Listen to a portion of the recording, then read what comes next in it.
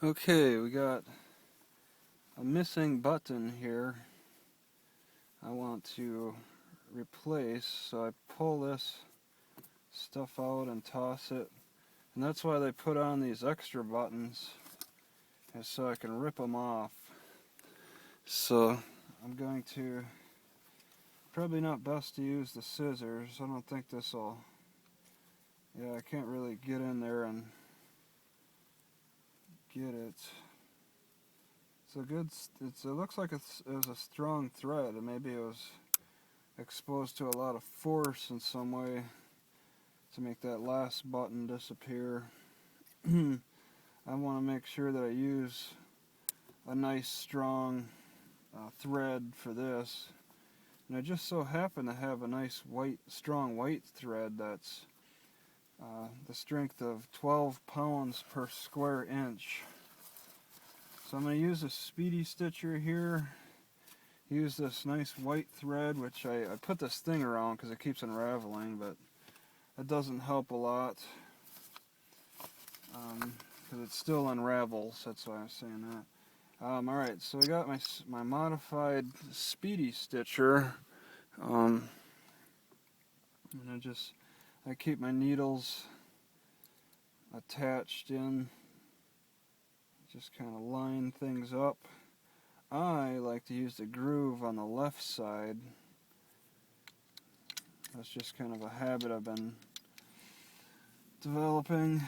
Alright, so it's a matter of holding the button in place. Let me set it off. Oh, I didn't see that little rip. See, something happened to the button. There's a hole there and the button's gone. Some kind of force, because it's a strong thread that was attached. Yeah, I got this shirt at Goodwill. It's starting to get kind of warm out here, 50 degrees, and even warmer in my car. Okay, so I got this all lined up. Grab my crochet needle, set it off to the side here a little bit. Okay, and I want to just put the button in. It's lined up pretty good. Just put it in the hole and start it out. Give it maybe like, that could be seen, maybe like that much. It doesn't need a lot of slack. This might even be too much. I'm always bad at measuring slack, it feels like. Okay, now this is my crude way of trying to find the hole. Where could it be? That elusive hole. Alright, so it's the second hole, and I go on over to the next hole. You can see it's just a hole progression. That's all it is. You can really see it there. And I just flip back and forth, do it crossways. It's crude, but it does the job. And it's just a matter of finding the hole. I keep poking around for that hole.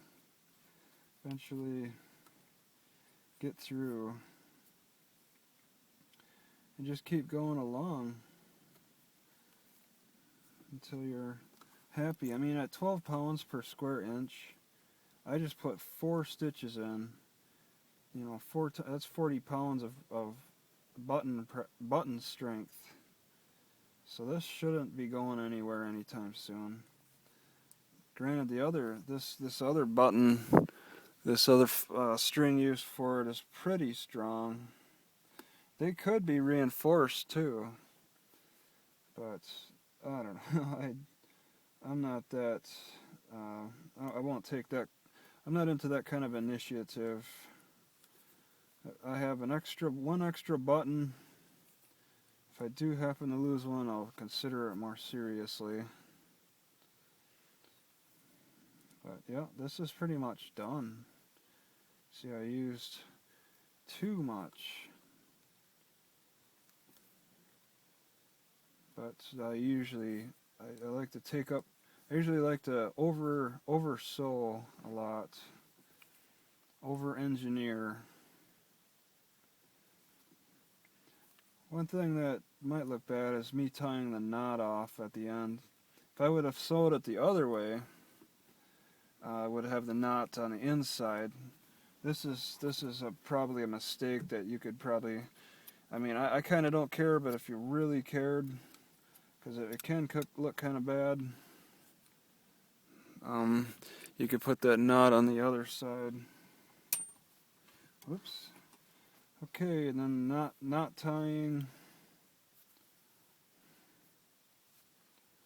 goes something like this.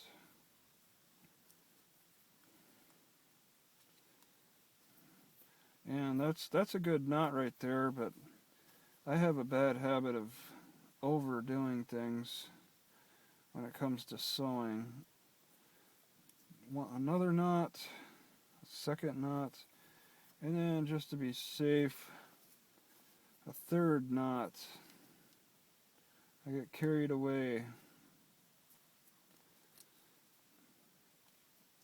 And that button is now secure and well replaced. So I'm going to cut it kind of close for appearances. And then I could repair this hole, but I kind of don't care right now. Yeah, it looks pretty decent.